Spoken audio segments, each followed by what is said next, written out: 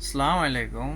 আমার মনে হয় বাংলাদেশ কূটনীতির দিক দিয়ে এখন অনেক কাঁচা, দুর্নীতির দিক দিয়ে সেরা।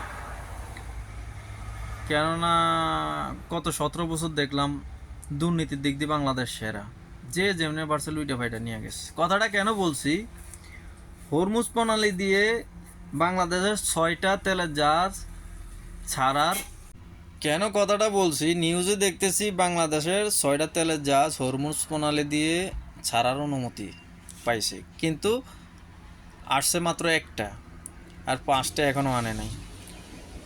জানি না কেন, কি এটা কি বাংলাদেশের কূটনীতির দুর্বলতা, নাকি ইচ্ছা করে আনতেছে না, মানে বাংলাদেশের তেলের সংকট। যেখানে অন্য অন্য দেশ অনুমতি পাইতেছে না তেল আনার জন্য, সেখানে বাংলাদেশ অনুমতি পাইছে কিন্তু আনতেছে না কেন? I have a question. বাংলাদেশের সাথে যাতে ইরানের সাথে সম্পর্ক ভালো, এবং কি ইরানে বলছে যে বাংলাদেশের জাহাজ, তেলের জাহাজ যদি যায় আমাদেরকে আগে অবগত করলে আমরা সেটা সাইরা দেব, আটকাবো না। এটা নিউজের থেকে আমি দেখে বলতেছি, আমার মন গড়া কথা না। তাহলে সেখানে আমাদের বাংলাদেশের তেলের জন্য হাহাকার।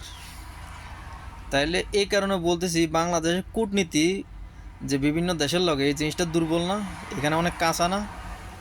যেখানে অন্য অন্য দেশ অনেক চেষ্টা করতেছে হরমুজ প্রণালী দিয়ে তেলের জাহাজ আনার জন্য, পারতেছে না, আর বাংলাদেশের অনুমতি দিয়ে রাখছে, বাংলাদেশ নিতেছে না। তাইলে এটা কি কূটনীতির দুর্বলতা, নাকি আমাদের দেশে যারা মানে এটা দায়িত্ব আছে বা তাদের দুর্বলতা? বিষয়টা মাথায় ঢুকতেছে না। কেন একটা দেশের জ্বালানি যদি দুর্বল হয়ে যায়, তাহলে দেশের সব কিছু অচল হয়ে যায়। জানি না, নিউজে দেখে কথাগুলো মনে পড়ছে আর কি। যেখানে অনুমতি দিয়েছে যে 6টা তেলের জাহাজ খালাস করার জন্য হরমুজ দিয়ে, সেখানে মাত্র খালাস হয়েছে একটা, এখনও 5টাই বাকি রয়েছে। তাইলে এখানে আমার মনে হয় বাংলাদেশের কূটনীতি এখানে দুর্বলতা আছে।